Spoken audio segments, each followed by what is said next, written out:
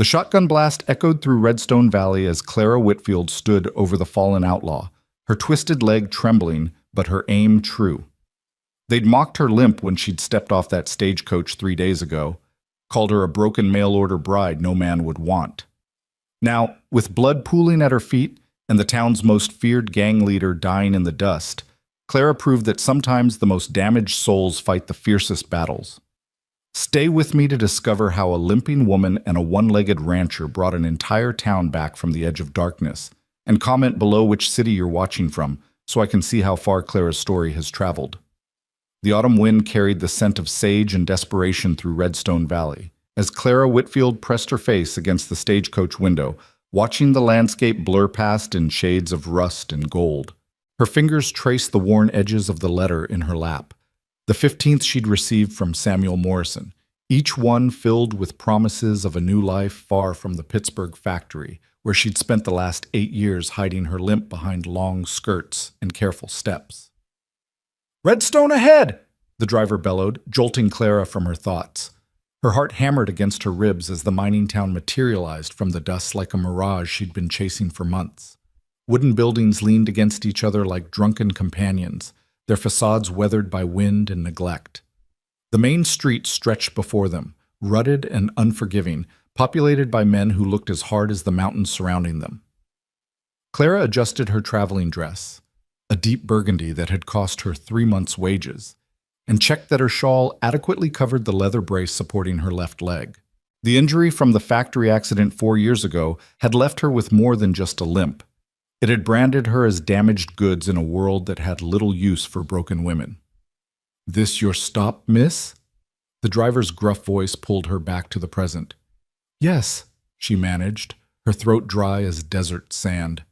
The stagecoach lurched to a halt in front of what appeared to be the town's only hotel, a 2-story structure that had seen better decades. Clara gathered her courage along with her carpet bag, the sum total of her worldly possessions fitting easily in the worn fabric case. The driver helped her down, his grip firm but impersonal. The moment her feet touched the ground, her left leg buckled slightly, causing her to stumble. She caught herself on the coach's wheel, but not before several passers-by noticed.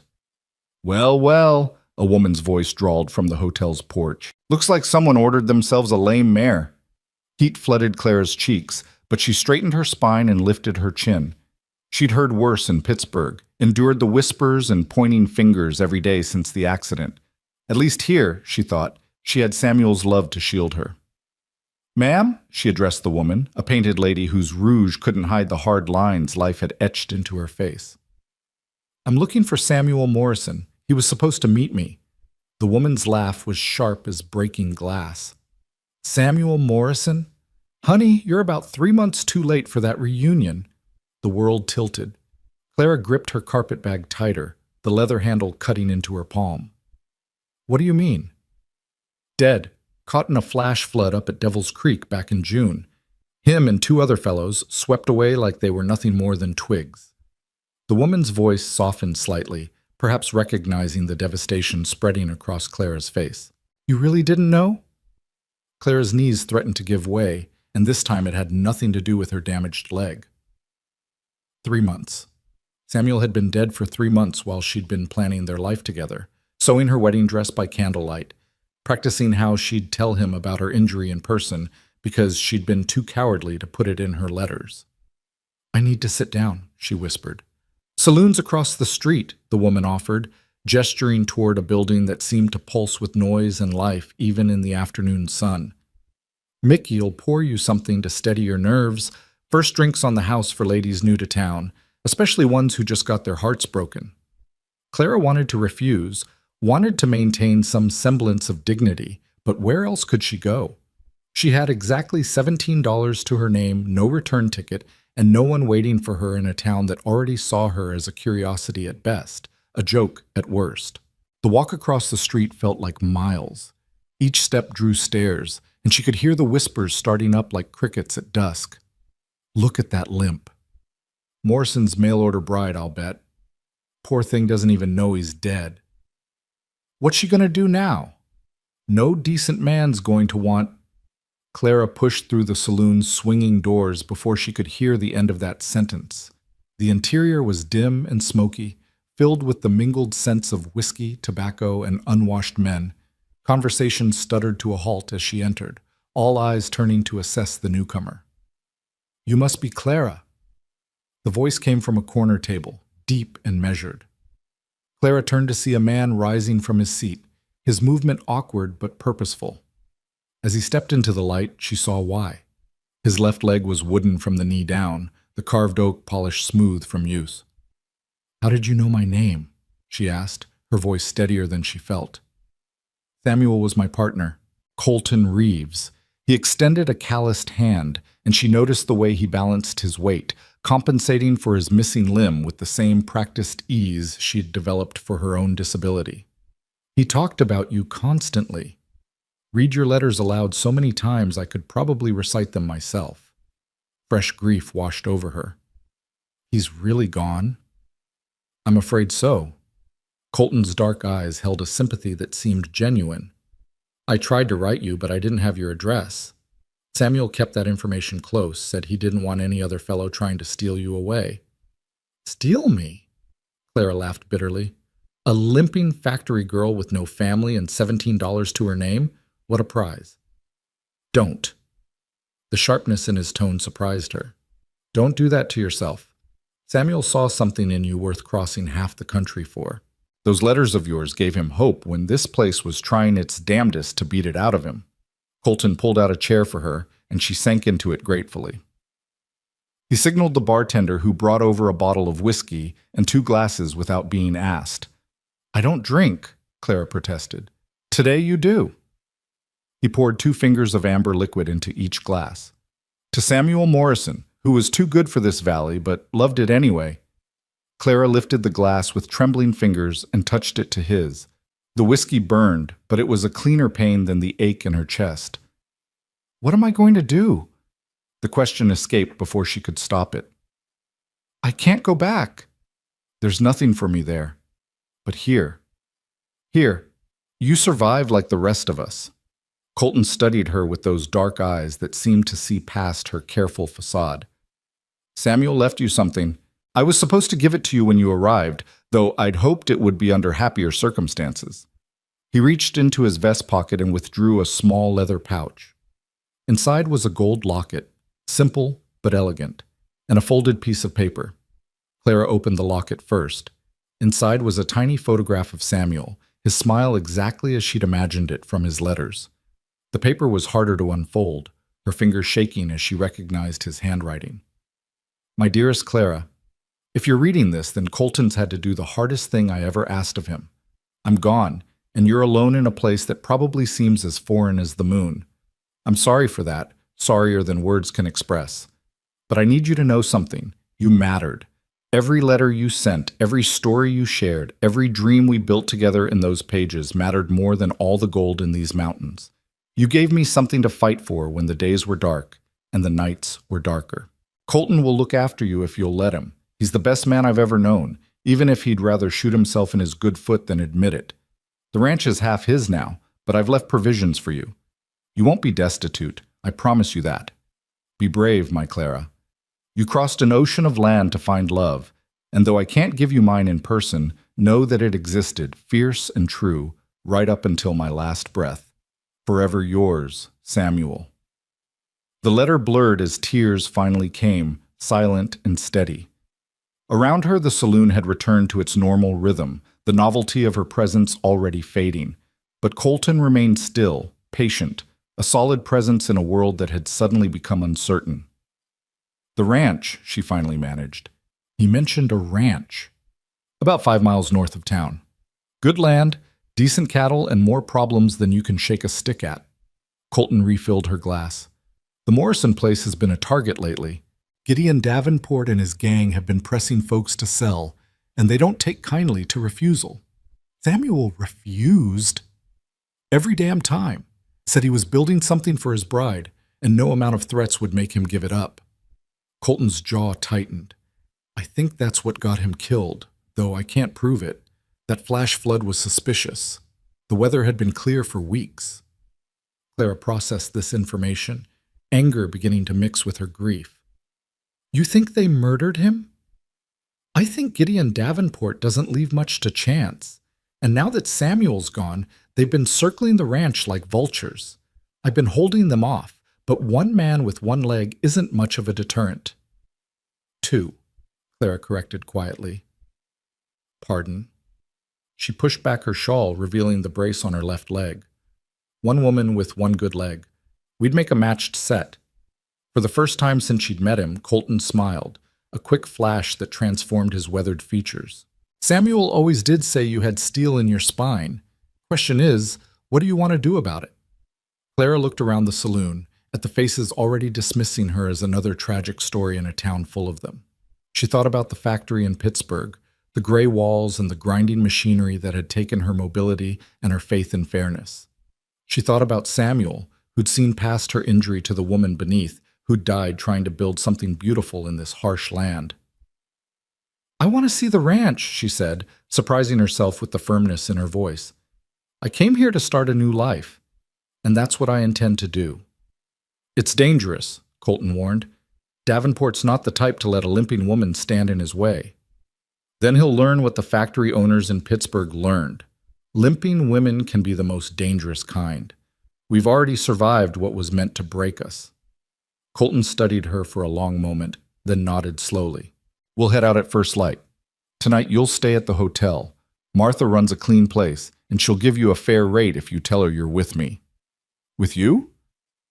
Business partners. Samuel left you his half of the ranch, which makes us partners whether we planned it or not.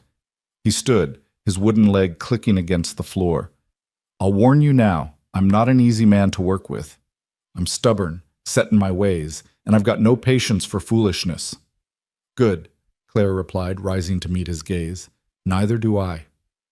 They shook hands again, this time sealing a partnership neither had expected. As Clara turned to leave, a group of men near the bar snickered. Cripple and the gimp, one muttered. What a pair they'll make. Colton's hand moved to his holster, but Clara touched his arm lightly. Don't. They're not worth the bullet. Samuel was right about you, he said quietly as they walked toward the door. You do have steel in your spine. Outside, the afternoon sun was beginning its descent toward the mountains, painting Redstone in shades of amber and shadow. Clara stood on the wooden sidewalk, looking at the town that was supposed to have been her salvation. It was rougher than she'd imagined, meaner, more broken. But then again, so was she. Miss Whitfield, Colton said formally, touching the brim of his hat. I'll collect you at dawn.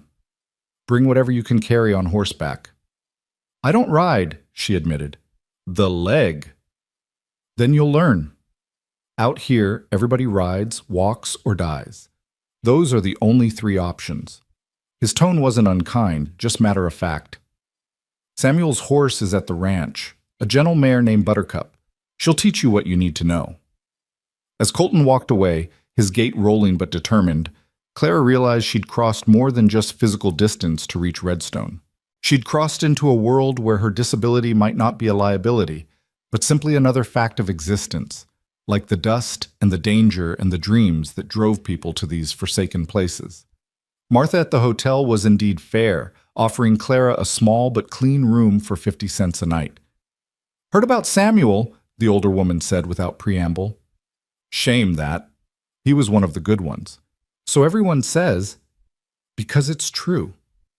This town chews up good men and spits out their bones. The fact that Colton survived this long is nothing short of a miracle. Martha handed her a key. Rooms at the top of the stairs, last door on the right. Supper's at 6 if you're hungry. Nothing fancy, but it'll fill your belly. Clara climbed the stairs slowly, each step a reminder of her limitations. But when she reached her room and looked out the window at the vast expanse of valley stretching toward the mountains, she felt something she hadn't experienced in years. Possibility. She unpacked her few belongings. 2 dresses, undergarments, her mother's Bible, a photograph of her parents taken before the fever claimed them, and the half-finished wedding dress she'd been sewing. The white fabric seemed to mock her now, all those tiny stitches representing hopes that had died with Samuel. A knock at the door interrupted her melancholy. Martha stood in the hallway with a tray of food. Thought you might prefer to eat in private tonight. Town's buzzing about you and not all of its kind. Let them buzz, Clara said, accepting the tray gratefully. What are they saying? The usual trash. That you're a gold digger who came for Samuel's land, that Colton's a fool for taking you in, that you'll be dead or gone within a week. Martha's weathered face softened. But I've been in this town for 20 years, and I've learned to spot survivors. You've got the look. What look is that? Like you've already been through hell and figured out it's not as scary as everyone makes it out to be. Martha patted her shoulder. Eat up, get some rest. Dawn comes early in Redstone, and from what I hear, you've got a hard ride ahead.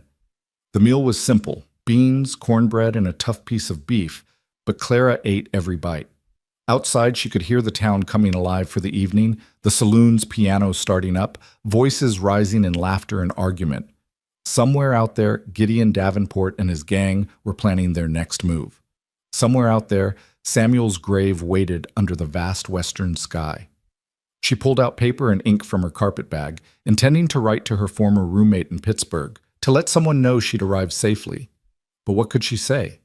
That the man she'd traveled 2,000 miles to marry was dead? That she was now business partners with a one-legged rancher she'd just met? That despite everything, she felt more alive than she had in years? Instead, she wrote, Dear Margaret, I have arrived in Redstone. It is nothing like I expected and everything I needed. I am learning that broken things can still be strong, and that courage sometimes means simply refusing to run when everyone expects you to. I will write more when I can. Your friend, Clara. As night settled over Redstone, Clara prepared for bed in a room that smelled of sage and possibility. Tomorrow, she would learn to ride a horse despite her damaged leg. Tomorrow, she would see the ranch Samuel had died protecting. Tomorrow, she would begin to understand what it meant to fight for something in a place where the law was often just a suggestion and strength came in unexpected forms. She thought about Colton Reeves, the way he moved through the world with his wooden leg like it was a badge of honor rather than a mark of shame. She thought about how he'd looked at her, not with pity or disgust, but with a kind of recognition, as if he saw in her a kindred spirit. The moon rose full and bright over Redstone Valley, casting shadows that looked like reaching fingers across her floor. Somewhere in the distance, a coyote howled, and others answered, their voices creating a symphony of wildness that both thrilled and terrified her. Clara touched the locket at her throat, feeling the weight of Samuel's love and expectations. He'd believed she was brave enough for this life, strong enough to carve out a place in this unforgiving land. She'd traveled 2,000 miles on that faith, and now it was all she had left. I'll try, she whispered to his photograph. I'll try to be the woman you believed I could be. Dawn came too soon, and not soon enough. Clara dressed in her plainest dress, a brown wool that wouldn't show trail dust, and pinned her hair back severely. She wrapped her leg brace tighter than usual, knowing she'd need all the support she could get for whatever lay ahead. Colton was waiting outside the hotel as promised, holding the reins of 2 horses. One was a sturdy bay gelding that looked like it could carry a full-grown tree without complaint. The other was a spotted mare with gentle eyes and a patient demeanor. Buttercup, he said simply, nodding toward the mare. She was Samuel's gift to you. Picked her out special, said she had the temperament for a new rider. Clara approached the horse carefully, her hand extended. Buttercup sniffed her fingers, then nudged her palm, looking for treats. She likes you, Colton observed. That's good. A horse that doesn't like its rider is just a disaster waiting to happen. How do I? Clara gestured helplessly at the saddle. Same way I do, carefully and with a complete disregard for dignity. He demonstrated, grabbing the saddle horn and swinging his wooden leg over with practiced ease. Your turn. It took 3 tries and considerable assistance, but Clara finally managed to mount Buttercup. The position felt precarious, her damaged leg protesting the unfamiliar angle, but the mare stood perfectly still, as if understanding her rider's limitations. We'll go slow, Colton promised. The ranch is 5 miles, but we'll take the easy trail. Should have you there before the sun gets too high. They rode out of Redstone as the town was just beginning to wake. A few early risers watched them go, and Clara heard someone mutter about dead man's property as they passed. She kept her eyes forward, focusing on matching Colton's rhythm, on learning to move with the horse rather than against it. The trail wound through stands of pine and aspen, their leaves just beginning to turn gold with autumn's touch. Colton pointed out landmarks as they rode. That's Wheeler's Creek, good fishing if you've got the patience. Those rocks mark the boundary between Morrison Land and Henderson Spread. And that, he gestured toward a dark smudge in the distance, is Devil's Creek, where Samuel died. Clara studied the innocent-looking stream bed, dry now but showing signs of violent water damage along its banks. You really think it wasn't an accident? I think Gideon Davenport's got this whole valley under his thumb, and anyone who stands up to him tends to meet unfortunate ends. Colton's voice was grim. Sheriff's either bought or scared, maybe both. The good people keep their heads down and hope the evil passes them by. And you? I keep my gun loaded and sleep with one eye open. He glanced back at her. That's the life you're choosing, Miss Whitfield. It's not too late to turn around. It was too late the moment I stepped on that train in Pittsburgh, Clara replied. I've got nowhere else to go and nothing else to lose. You've got your life. That's not living, Mr. Reeves. That's just existing. I did that for 4 years after my accident, hiding in the shadows, accepting scraps of kindness like they were feasts. Samuel's letters made me believe I could have more. Even if he's gone, I won't dishonor that belief by running at the first sign of trouble. They crested a rise, and Colton pulled his horse to a stop. Then welcome to your new home, Miss Whitfield. The ranch spread out below them like something from a dream. A modest but sturdy cabin sat in a grove of cottonwoods, smoke rising from its chimney. A barn and corral held a small herd of cattle, their brown and white hides glossy in the morning sun. A vegetable garden showed signs of recent tending, and a creek ran clear and bright along the property's eastern edge. It's beautiful, Clara breathed. It's vulnerable, Colton corrected. Too much open ground, not enough defensive positions. Samuel always saw the beauty. I've always seen the weaknesses. As they descended toward the cabin, Clara noticed fresh horse tracks in the dust. Too many for just one man's comings and goings. Company? She asked. Colton's hand moved to his rifle. Looks like. Stay close, and if I tell you to run, you run. Understood? No. He turned in his saddle to stare at her. No? I don't run, Mr. Reeves. Not anymore.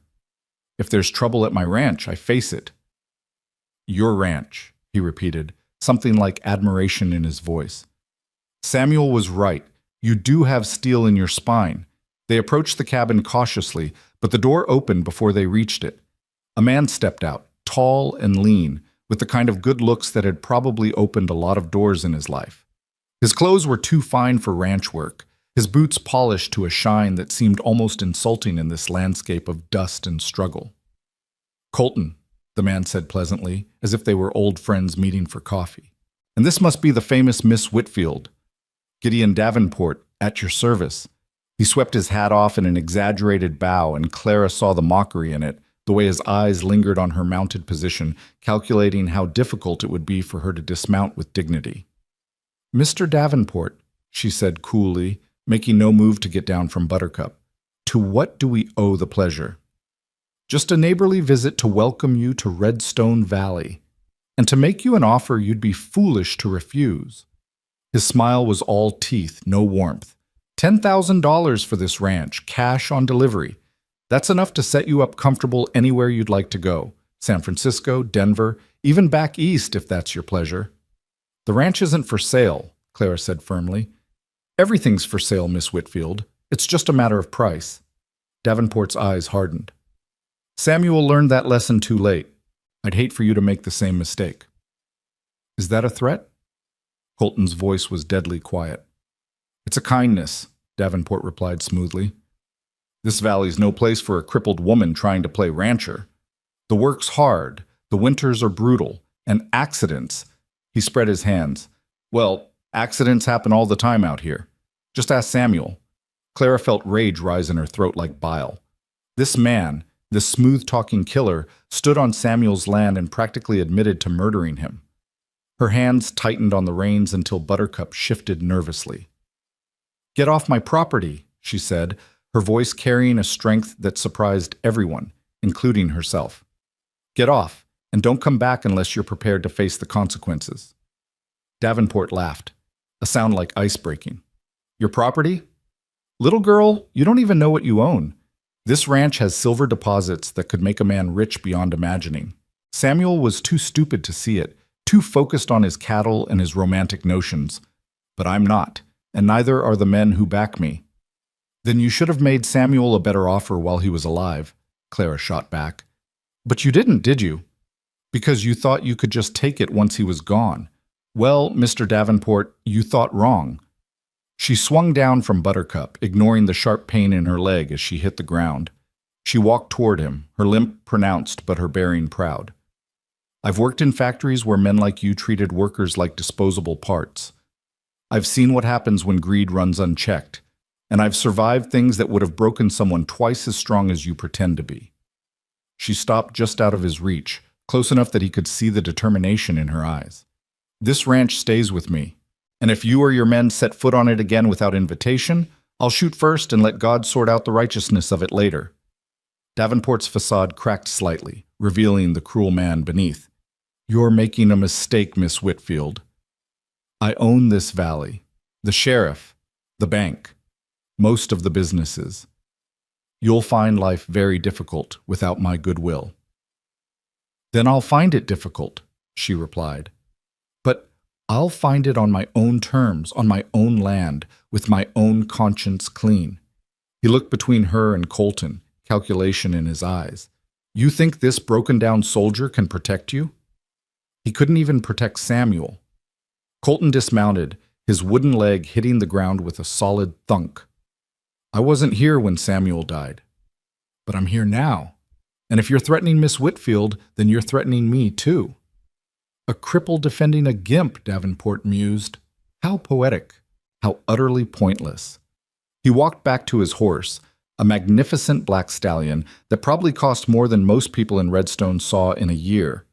As he mounted, he looked back at them with a smile that promised nothing good. Enjoy your ranch, Miss Whitfield, for as long as it lasts. He spurred his horse and galloped away, leaving a cloud of dust that seemed to hang in the air like a threat.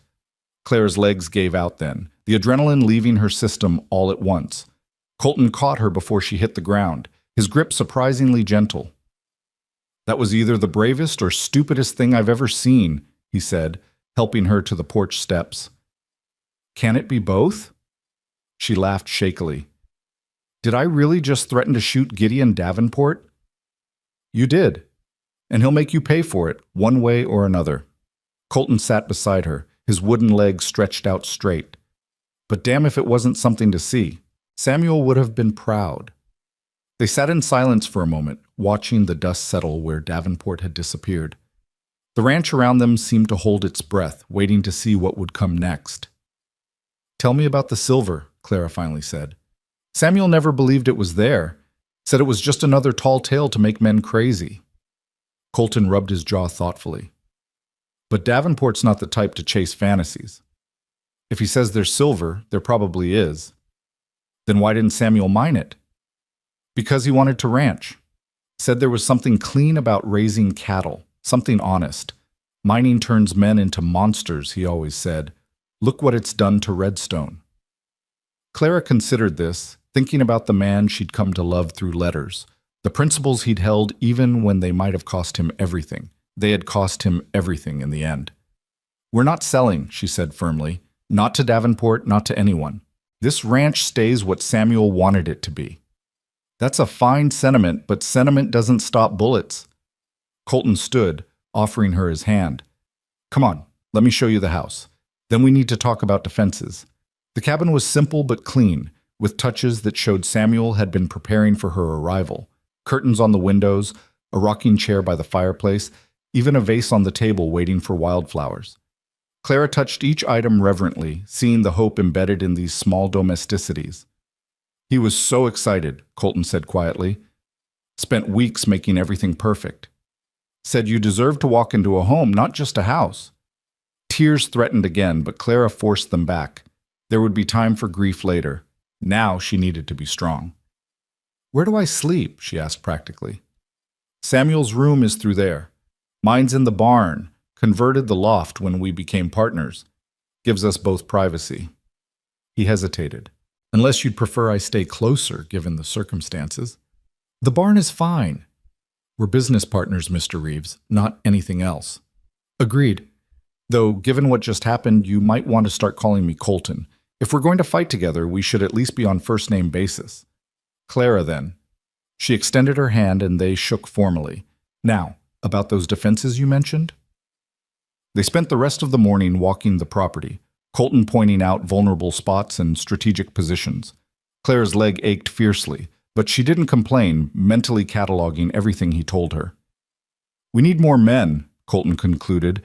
2 people can't hold this place against Davenport's gang. How many does he have? At least a dozen, maybe more.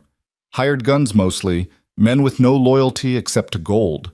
He gestured toward the town. There are good people in Redstone, people who hate what Davenport's done to the valley. But they're scared. Then we need to give them something to be brave about, Clara said, an idea forming. What if we hired some hands? Not fighters, just regular ranch hands. Show that we're not afraid, that we're planning to stay and work this land properly. With what money? Ranch is barely breaking even as it is.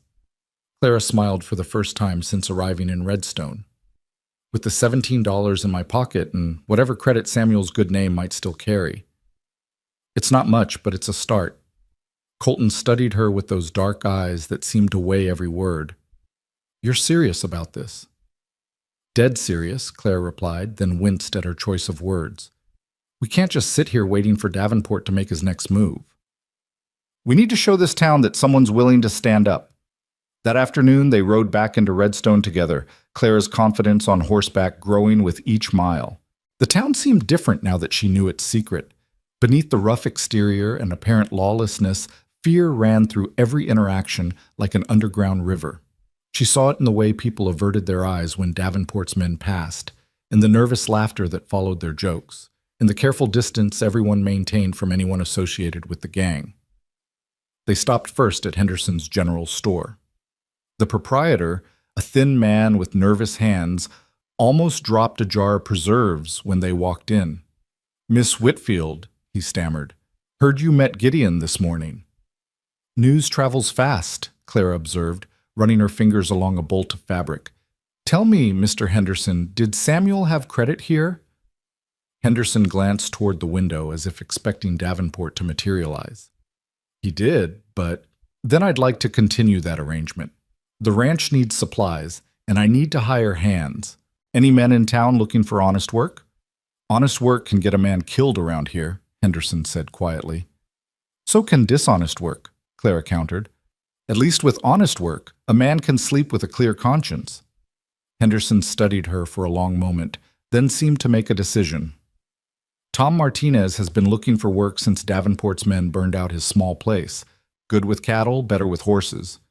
And the Brennan brothers, Irish boys, hard workers, when they're sober.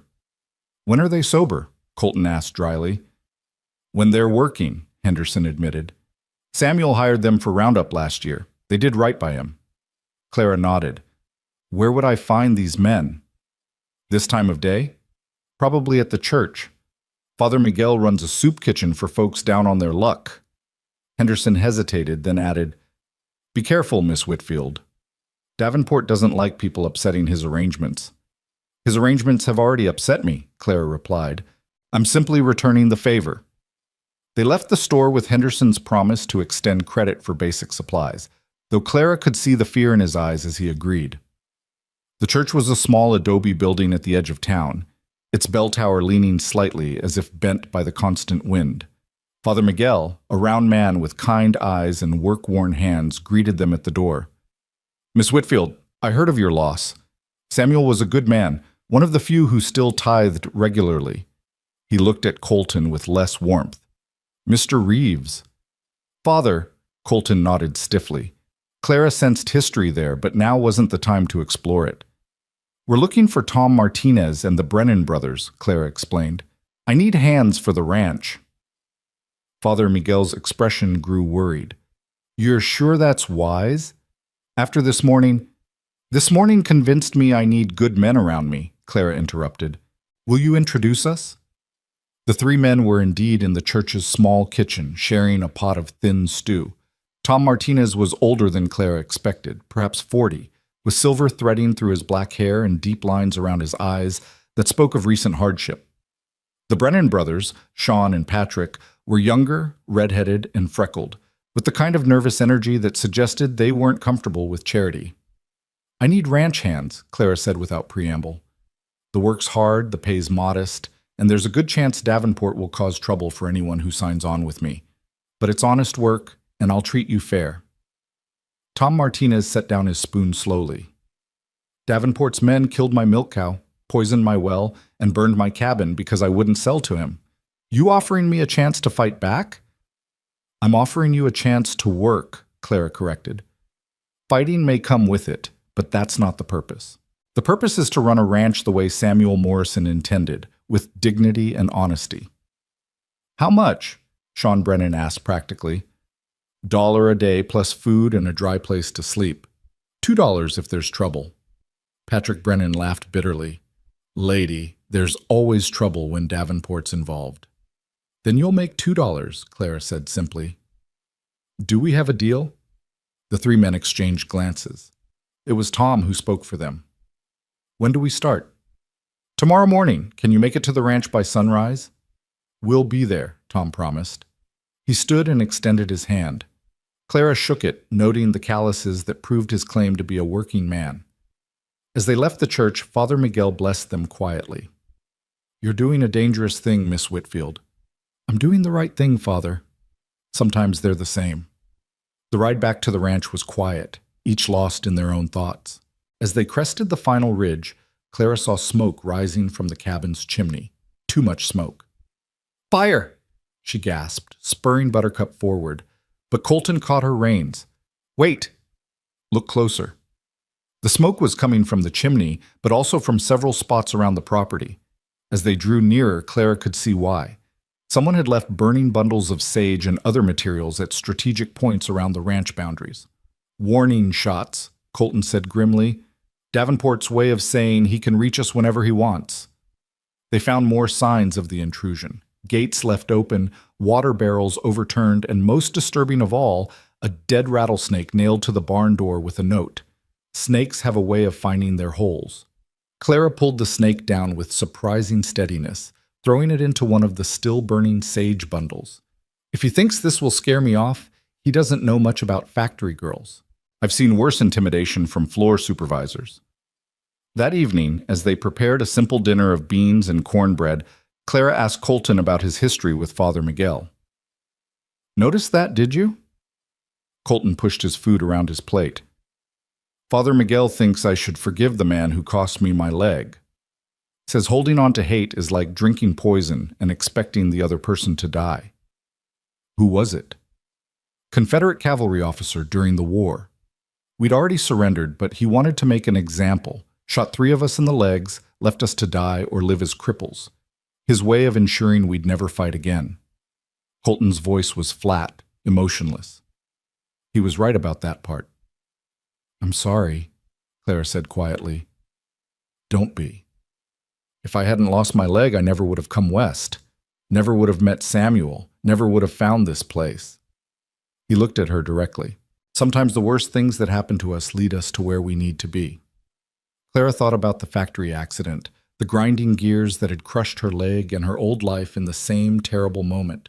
Without it, she never would have answered Samuel's advertisement, never would have found the courage to travel 2,000 miles to a place she'd only seen in her dreams. "Tell me about Samuel," she said. "Not the rancher or the partner, but the man. What made him laugh? What made him angry? What did he do on quiet evenings?" Colton leaned back, a genuine smile crossing his weathered features. "He loved terrible jokes. The worse they were, the more he'd laugh. Used to collect them like some men collect stamps. And he'd sing. Lord, could that man sing? Hymns mostly, but sometimes songs his mother taught him. He'd sit on that very porch in the evenings, watching the sunset, planning all the things he'd do when you arrived." "What kind of plans?" "He was going to teach you to ride, of course. Said you'd probably be scared at first, but that you had the kind of courage that just needed the right encouragement. He wanted to show you the high meadow where wildflowers bloom in spring. Said it would remind you that beautiful things could grow even in hard soil. He planned to build a bigger cabin, with a proper kitchen and maybe even a piano if he could find one. Clara felt tears sliding down her cheeks, but didn't wipe them away. A piano? You mentioned in one of your letters that you used to play before the accident made it difficult. He spent weeks trying to figure out how to modify a piano bench to accommodate your leg. Colton's voice grew rough. He loved you, Miss Whitfield, Clara, truly and completely loved you without ever setting eyes on you. How is that possible? Because he saw your soul in those letters. Your humor when you described the factory gossip, your compassion when you wrote about the younger girls who struggled with the work, your strength when you mentioned your injury only in passing, never dwelling on it or seeking pity. Colton stood abruptly. I should check the perimeter before full dark. Clara watched him go, understanding his need for solitude. Grief was a private thing out here, she was learning, something to be wrestled with alone rather than shared. That night, she lay in Samuel's bed, surrounded by the small touches he'd added for her comfort. A quilt that looked handmade, probably purchased at dear cost from someone in town. A small shelf he'd built beside the bed, just the right height for a water glass and a book. Even a footstool positioned where it would help her manage her leg when rising in the morning. She pulled out his letters, reading them by candlelight with new understanding. Every word took on deeper meaning now that she'd seen the land he described, met the people he mentioned, faced the challenges he'd tried to shield her from. A sound outside made her freeze. Footsteps, deliberate and heavy, circled the cabin. Clara reached for the shotgun Colton had left beside the bed, checking that it was loaded. The footsteps stopped at her window. Pretty thing like you shouldn't be alone, a voice drawled. Dangerous country for a woman with a bad leg. Clara recognized the voice, one of Davenport's men from the saloon. She cocked the shotgun loudly, making sure he heard it. I'm not alone, she called back. And this shotgun doesn't care about my leg. The man laughed. Colton can't protect you forever, girlie. Sooner or later, you'll be alone, and then we'll have a proper conversation about your future. Is that a threat? It's a promise. The footsteps moved away, but his parting words drifted back. Sweet dreams, little cripple. Clara stayed awake the rest of the night, the shotgun across her lap, watching shadows move across the walls. When Colton knocked at dawn, she was already dressed and ready. Heard you had a visitor, he said, noting the circles under her eyes. Just someone testing our defenses. She didn't mention the slur, the way it had burrowed under her skin like a splinter. The new hands should be here soon. They arrived as promised, Tom Martinez leading the way on a borrowed mule, the Brennan brothers walking beside him. They looked rough in the morning light, men who'd been broken down and were trying to rebuild themselves. Where do we start? Tom asked simply. Colton set them to work immediately, checking fences, moving cattle to better grazing, reinforcing the barn doors. Clara watched them work, noting how they fell into easy rhythm despite being strangers to each other. Hard work was a universal language out here. Around midday, another rider approached. Clara tensed, but Tom called out, "It's just Anna!" The rider was a woman, perhaps 30, with Mexican features and intelligent eyes. She dismounted gracefully, carrying a basket. "Thought you men might need a proper meal," she said, then noticed Clara. "You must be Miss Whitfield. I'm Anna Martinez, Tom's wife." "I thought Henderson said your place was burned out." "It was. We're staying with my cousin in town, but—" Anna's face hardened. "But I won't let Gideon Davenport turn me into a ghost. If Tom's working here, then I'm helping too." The basket contained tortillas still warm from the griddle, beans seasoned with peppers, and a jar of salsa that made the Brennan brothers' eyes water. They ate gratefully, and Clara noticed how the simple act of sharing food seemed to bond them. "We could use a woman's touch around here," Clara ventured. "I can't pay much, but—" "You're giving Tom work when no one else will," Anna interrupted. "That's payment enough. Besides," she smiled slyly, "someone needs to teach you to cook something besides beans and cornbread." That afternoon, while the men worked, Anna helped Clara organize the cabin. They found evidence of Samuel's preparations everywhere. Fabric for curtains he'd never hung, seeds for a garden he'd never planted, even a half-finished cradle in the storage room. He was an optimist, Anna said gently, running her hand over the smooth wood. He was, Clara agreed, her throat tight. Sometimes I wonder if I can live up to what he expected. You stood up to Davenport. That's more than most would do. Standing up and surviving are two different things. Anna looked at her seriously. You're right. But at least if we don't survive, we'll fail as humans, not as cowards. The work continued through the afternoon, everyone settling into their roles. Clara found herself planning improvements, thinking about the ranch not just as Samuel's dream, but as something that could be hers too. She was discussing the possibility of expanding the garden with Anna when Patrick Brennan came running from the north pasture. Riders coming! 6 of them. Colton appeared from the barn, rifle in hand. Positions, everyone.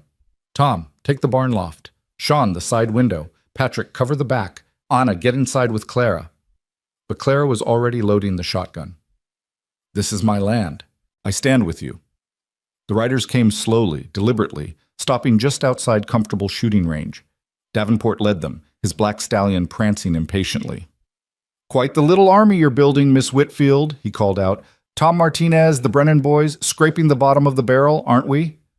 Good honest men are never the bottom of anything, Clara replied, stepping onto the porch. What do you want, Davenport? Just wanted to see how you're settling in. And to make you another offer, $15,000 for the ranch. That's more than generous for a property this size. The answer is still no. Davenport's smile faded. You know, your man Samuel thought he was untouchable too, right up until that flash flood swept him away. Funny thing about floods, they can happen even on clear days if someone knows how to redirect water. The confession hung in the air like gun smoke. Clara felt rage rise in her chest, hot and pure. You killed him, she said, her voice carrying across the yard. You murdered Samuel Morrison because he wouldn't sell. Prove it, Davenport said casually. Oh wait, you can't. The sheriff investigated, remember? Natural disaster, act of God, terrible tragedy. His eyes glittered with malice. This valley's seen a lot of terrible tragedies. Be a shame if there was another one. One of his men, a scarred individual with dead eyes, spoke up. Pretty little thing, even with the limp. Might be worth keeping her alive for a while, boss. Could be entertaining. Clara saw Colton's rifle swing toward the man, but she put her hand on the barrel, pushing it down. You're right, she told the scarred man. I am entertaining. Would you like to see how? Before anyone could react, she raised the shotgun and fired into the air. The blast spooked Davenport's horse, causing it to rear. Davenport, caught off guard, had to fight to stay mounted. That's one barrel, Clara said calmly, reloading in full view. The next one won't be aimed at the sky. Now get off my land before I decide you're trespassing rather than visiting. Davenport regained control of his horse, his face flushed with anger and embarrassment. You've just made the biggest mistake of your life. No, Clara replied. My biggest mistake was thinking men like you might have a shred of decency. Now I know better. Whatever comes next, Mr. Davenport, remember that you started it. Samuel's blood is on your hands, and everyone here heard you all but confess to it. The word of a cripple and a bunch of failures against mine? Davenport laughed. Good luck with that in court. Who said anything about court? Colton spoke for the first time, his voice cold as winter wind. You just confessed to murdering my partner in front of witnesses. Out here, that's enough for justice. The threat hung between them, more effective than any gunshot. Davenport's men shifted nervously. They were hired guns, but there was something unsettling about facing people who had nothing left to lose. This isn't over, Davenport finally said. No, Clara agreed. It's just beginning. They watched the riders disappear into the distance, dust devils swirling in their wake. Only when they were completely out of sight did Clara lower the shotgun, her hands suddenly shaking. That was incredibly brave, Tom said. That was incredibly stupid, Colton corrected. But sometimes they're the same thing. That evening, they prepared for retaliation. Colton and Tom set up watch positions while the Brennan brothers reinforced the windows with thick planks. Anna made enough food to last several days, knowing they might be trapped inside. Clara cleaned every weapon on the property, her factory-trained hands comfortable with mechanical precision. They'll come tonight, Colton predicted. Davenport won't let that humiliation stand. Let them come, Sean Brennan said, surprising everyone with his vehemence. I'm tired of running, tired of hiding. At least here we make a stand. As darkness fell, they took their positions.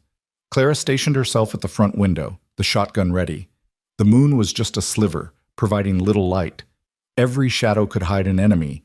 Every sound could herald an attack. The first sign of trouble was the smell of smoke. Not from the chimney, but from the barn. Fire! Patrick yelled. It was a diversion. As Tom and Sean ran toward the barn with buckets of water, riders emerged from the darkness, firing at the cabin. Windows shattered, bullets splintering wood. Clara fired back, aiming for muzzle flashes, hearing someone cry out in pain. The chicken coop's burning too, Anna called from the back window. They were trying to burn them out, destroy the ranch piece by piece. Clara made a decision that went against every instinct for self-preservation. I'm going out there. Like hell you are, Colton growled, firing steadily at the attackers. They're destroying everything Samuel built. I won't let them. She grabbed a bucket of water and headed for the door before anyone could stop her. The yard was chaos. Flames leaped from the barn and chicken coop, casting dancing shadows everywhere. Bullets whined past Clara's head as she limped toward the barn, her legs screaming in protest. She threw water on the flames, knowing it was futile but needing to try. A rider bore down on her, and she recognized the scarred man from earlier. He was grinning, reaching for her, when Tom Martinez appeared from nowhere, swinging a shovel that caught the man in the face. He toppled from his horse, hitting the ground hard. Get back inside, Tom shouted at Clara. But she saw something that made her blood run cold, a line of fire leading from the barn to the cabin. They'd laid a trail of kerosene. Everyone out, she screamed. They're going to burn the cabin. The evacuation was chaotic, Anna helping Colton with his wooden leg that had been damaged by a bullet, the Brennan brothers firing desperately to cover their retreat. They made it to the root cellar just as the cabin erupted in flames. From their hiding spot, they watched their shelter burn. Clara felt tears on her cheeks, not just for the loss of property, but for the destruction of Samuel's dreams, his careful preparations for their life together. I'm sorry, she whispered to his memory. Don't be, Colton said grimly. We're alive, and some of them aren't. That's what matters. The attackers circled the burning buildings, whooping like wild animals. Clara counted 9 of them, including Davenport, who sat on his horse watching the destruction with satisfaction. Come on out, little cripple, he called. No point dying in a hole like rats. Clara started to stand, but Colton pulled her down. Wait. Listen. In the distance, growing closer, came the sound of many horses. Too many to be more of Davenport's men. What the hell? One of the attackers said. Into the firelight rode Sheriff Watson with a dozen men, all armed, all wearing hastily pinned badges. That's enough, Gideon, the sheriff said tiredly. You've had your fun. Since when do you care, Watson? Davenport snarled. Since the whole damn town decided they'd had enough. Father Miguel rang the church bells, called everyone to arms. These folks might be willing to live under your boot, but they won't stand by for murder. Clara could hardly believe it. The town had come to their defense. She saw Henderson among the deputies, his nervous hands steady on a rifle. Even Martha from the hotel was there, a pistol strapped to her hip. This is my business, Davenport insisted. Not anymore. The sheriff's voice held a strength Clara hadn't heard before. You're under arrest for arson and attempted murder. Your men too. Davenport laughed. You think you can take us? Look around, Gideon. You're outnumbered 3-1, and half your men are already thinking about running. It's over. There was a tense moment when violence seemed inevitable. Then one of Davenport's men threw down his gun. I'm not dying for a piece of land, he said. Others followed until only Davenport and 3 loyalists remained armed. This isn't over, Davenport said, but his voice lacked its earlier confidence. Yes, it is, Clara said, emerging from the cellar. Her dress was ruined, her face streaked with soot and tears, but she stood tall despite her limp. You killed Samuel, you burned our homes, you tried to break us. But look around, Mr. Davenport. You failed. The town stood up, people found their courage, and you're the one who's broken. She walked closer, close enough to see the rage and disbelief in his eyes. Samuel was right. This land doesn't belong to men like you. It belongs to people willing to work it honestly, to build something worth passing on. You're just a thief who got caught. Davenport raised his gun toward her, but before he could fire, Colton's rifle cracked. The gun flew from Davenport's hand, and he clutched his bleeding fingers with a howl of pain. "Next one goes through your heart," Colton said calmly. The sheriff and his men moved in, disarming and restraining Davenport's gang. As they were led away, Davenport looked back at Clara with pure hatred. "You think you've won? This ranch will never prosper. You'll fail, just like every other fool who tries to fight the natural order of things." "Maybe," Clara admitted, "but I'll fail honestly, standing up rather than kneeling down. That's more than you ever did." As the prisoners were taken away, the townsfolk turned to fighting the fires. It was too late for the cabin, but they saved part of the barn and kept the flames from spreading to the grasslands. Dawn found them all exhausted, covered in soot, surveying the damage. The cabin was gone, reduced to smoking ruins. The barn was half destroyed, the chicken coop completely lost. But they were alive, and more importantly, they were not alone.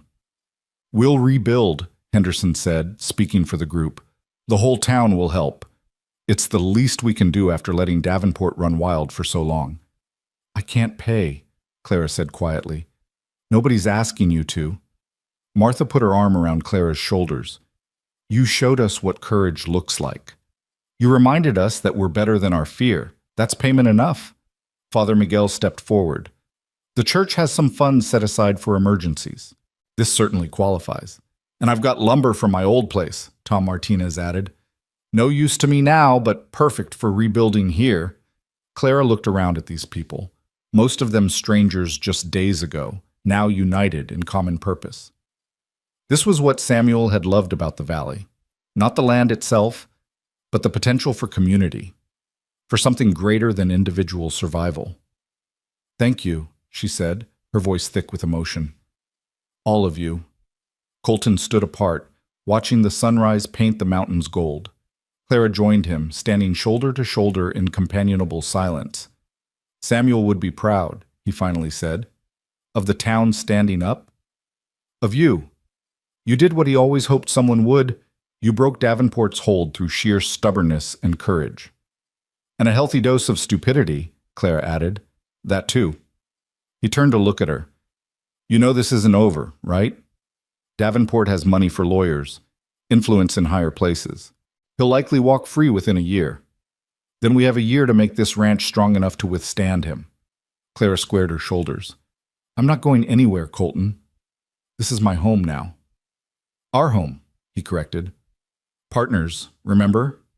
She smiled, the first genuine smile since arriving in Redstone. "Partners." As the sun climbed higher, warming their faces, the work of rebuilding began. The Brennan brothers cleared debris while Tom and Anna salvaged what they could from the ruins. The townspeople organized into teams, some hauling lumber, others preparing food for the workers, still others standing guard in case any of Davenport's men remained at large. Clara worked alongside them, her limp more pronounced from the night's exertions, but her determination unwavering. Every salvaged nail, every cleared board, every small act of reconstruction felt like a victory against the forces that had tried to break them. By afternoon, the foundation for a new cabin was being laid. Nothing fancy, but solid and practical. Henderson had brought out a catalog from his store, showing Clara different options for windows and doors. "Might as well build it right," he said. "Something that will last." "Like Samuel intended," Clara agreed. As she looked through the catalog, a thought occurred to her. "Mr. Henderson, do you ever get pianos shipped out here?" He looked surprised. "Pianos? Well, it's possible, though expensive. Why?" "Just thinking about the future," Clara said, remembering Colton's story about Samuel's plans. "A ranch needs music, don't you think?" That evening, as the workers shared a communal meal among the construction, Sheriff Watson approached Clara privately. "I owe you an apology," he said without preamble. "I let fear turn me into Davenport's puppet. If I'd done my job properly, Samuel might still be alive." Clara studied him, seeing genuine remorse in his weathered face. "We all make choices, Sheriff. The important thing is what we choose next. I choose to be better, he said firmly.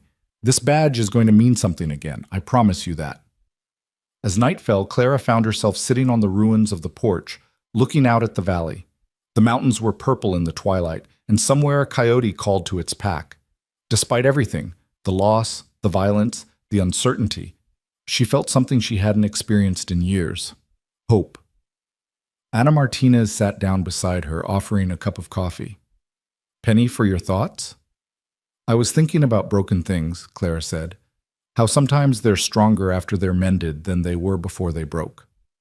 Like bones, Anna agreed, or communities, or people. They sat in comfortable silence, watching the stars emerge one by one.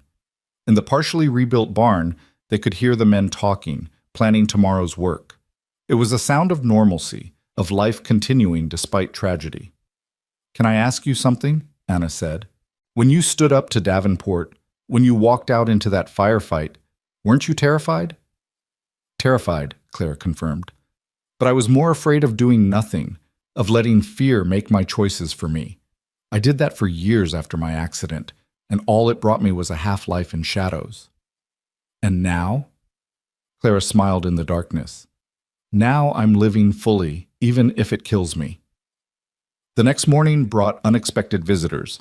Claire was helping Tom Martinez salvage usable timber from the burned barn when she heard horses approaching. Her hand went instinctively to the rifle she now kept within reach at all times, but Colton called out from his watch position. It's Judge Garrison from the county seat. Got a military escort with him. Judge Garrison was a man who looked like he'd been carved from the same granite as the mountains, his face all sharp angles and deep lines. The 4 soldiers accompanying him were cavalry, their uniforms dusty, but their weapons well maintained. Miss Whitfield, the judge said, dismounting with surprising grace for a man of his years, I've come about the incident with Gideon Davenport. Clara's heart sank. Of course Davenport would have connections, would find a way to twist the law to his advantage. If you're here to release him, on the contrary, Judge Garrison interrupted, I'm here to take him to the county seat for a proper trial. The territorial governor has taken an interest in this case. Seems Davenport's been under investigation for some time.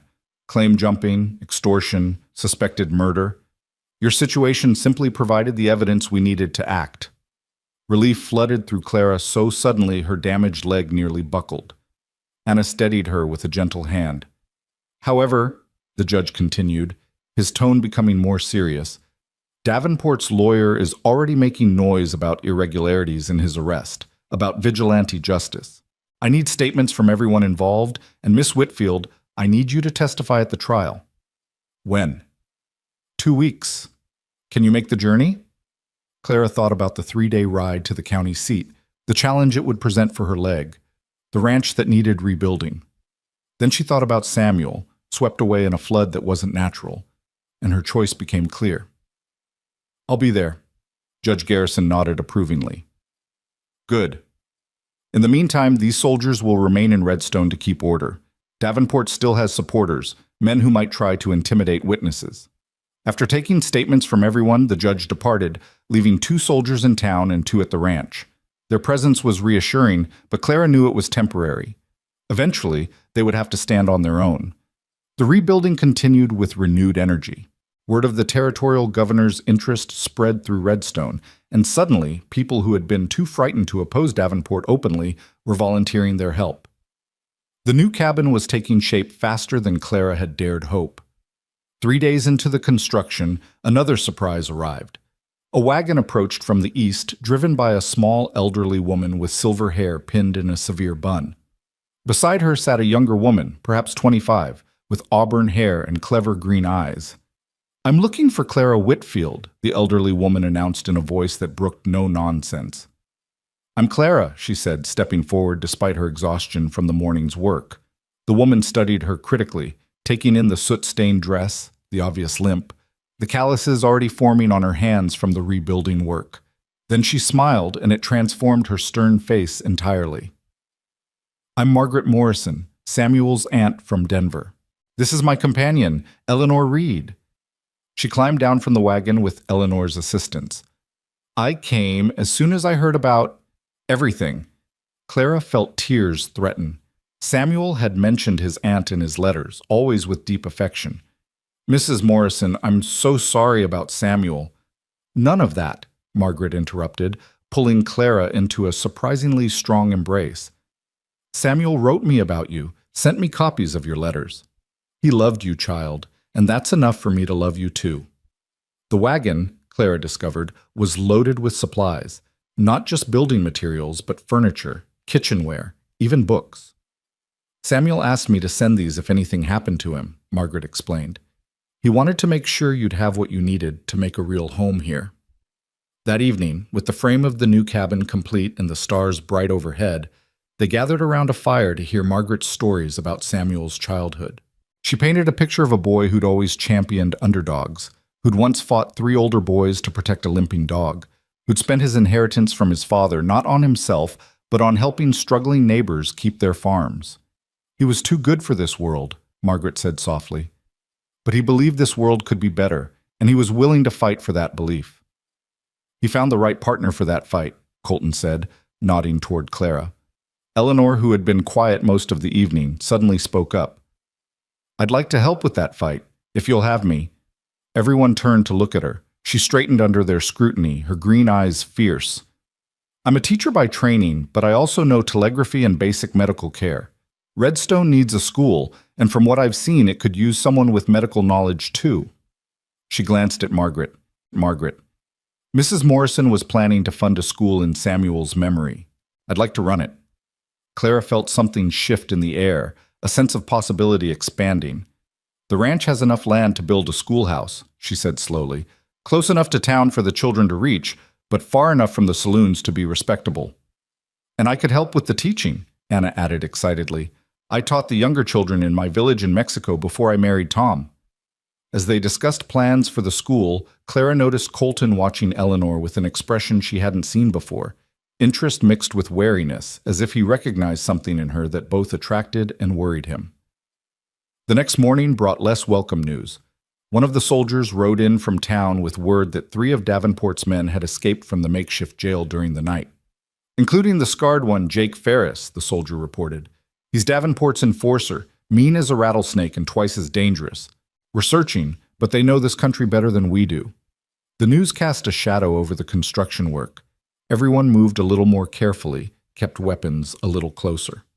Clara found herself constantly checking the horizon, looking for riders who shouldn't be there. That afternoon, while helping Eleanor and Margaret organize the supplies they'd brought, Clara heard Buttercup neighing in distress from the pasture. She grabbed the rifle and moved as quickly as her leg allowed toward the sound. She found Jake Ferris trying to put a rope around Buttercup's neck, his scarred face twisted in an ugly grin when he saw her. Well, well, the limping bride. Thought I'd take your horse as payment for the face your friend gave me with that shovel. Clara raised the rifle, but her hands were shaking. Not from fear, she realized, but from rage. This man had been part of the group that burned the cabin, that tried to destroy everything Samuel had built. Step away from the horse, she said, her voice steadier than her hands. Jake laughed. You won't shoot. Good women like you never do. Too civilized, too weak. The shot surprised them both. Clara's aim was off. She'd meant to fire over his head as a warning, but the bullet caught his shoulder, spinning him around. He fell to the ground, clutching the wound and cursing. Colton and Tom came running, followed by the soldiers. They found Clara still holding the smoking rifle, staring at the wounded man with a mixture of shock and grim satisfaction. I shot him, she said unnecessarily. Good, Colton replied. Though next time, aim for center mass. More effective.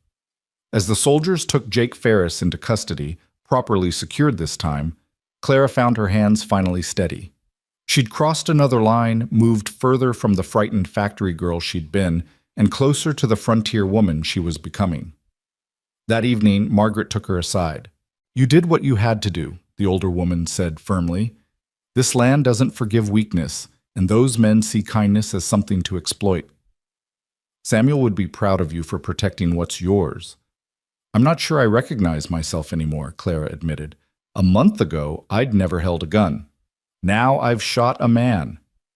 You're becoming who you need to be to survive here, Margaret said. That's not a bad thing, child. its evolution. The days fell into a rhythm.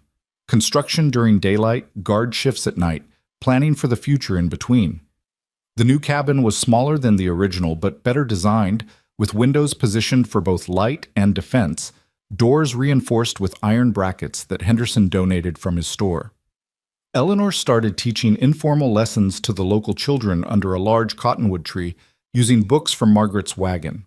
Clara often watched during breaks from construction, seeing how naturally Eleanor commanded respect despite her youth, how she adapted her teaching to each child's needs. "She's good," Clara commented to Colton one afternoon. "She is," he agreed, his eyes following Eleanor as she helped a struggling student. "Makes a man think about possibilities he'd given up on." Clara smiled. "Such as?" "Nothing," he said gruffly, but the tips of his ears turned red. "We've got bigger concerns than my foolish notions." Those concerns materialized 2 days before Clara was due to leave for the trial. A rider approached under a white flag. Not one of Davenport's men, but a stranger in an expensive suit that marked him as a lawyer. "Miss Whitfield? I'm Augustus Crane, Mr. Davenport's attorney. I've come with an offer." Clara didn't invite him to dismount. "I'm listening." "My client is prepared to pay you $50,000 for this ranch and your agreement not to testify at his trial. Additionally, he'll provide safe passage anywhere you'd like to go, San Francisco, Chicago, even back east." The amount was staggering, more money than Clara could have imagined. She could feel everyone watching her, waiting for her response. "Your client," she said carefully, "murdered Samuel Morrison. He burned my home, threatened my friends, and tried to kill me. And now he wants to buy my silence?" "He wants to buy peace," Crane corrected smoothly. "This trial will be ugly, Miss Whitfield. Your past will be examined. Your disability will be discussed in open court. Every mistake you've ever made will be fodder for public consumption. Is that really worth it?" Clara felt the old shame trying to surface, the voice that told her to hide, to take the money, and disappear. Then she looked at the people around her, Colton with his steady presence, Tom and Anna who'd risked everything to stand with her, Eleanor and Margaret who'd come to help build something from the ashes. "Mr. Crane," she said, "I worked in a factory where girls younger than Eleanor here lost fingers to machines because the owners wouldn't spend money on safety guards. I watched them pay off inspectors, silence families, bury reports. I promised myself that if I ever had the chance to stand up to men like that, I would." She straightened her spine, ignoring the protest from her damaged leg. "Tell your client that I'll see him in court, and tell him that his money can't buy what was never for sale, my integrity." Crane's polished demeanor cracked slightly. "You're making a mistake. Davenport has resources you can't imagine, connections that reach high into the territorial government." "Then I'll need to reach higher," Clara replied. "Now get off my land before I decide you're trespassing rather than negotiating." As Crane rode away, Margaret Morrison clapped slowly. "Well said, my dear.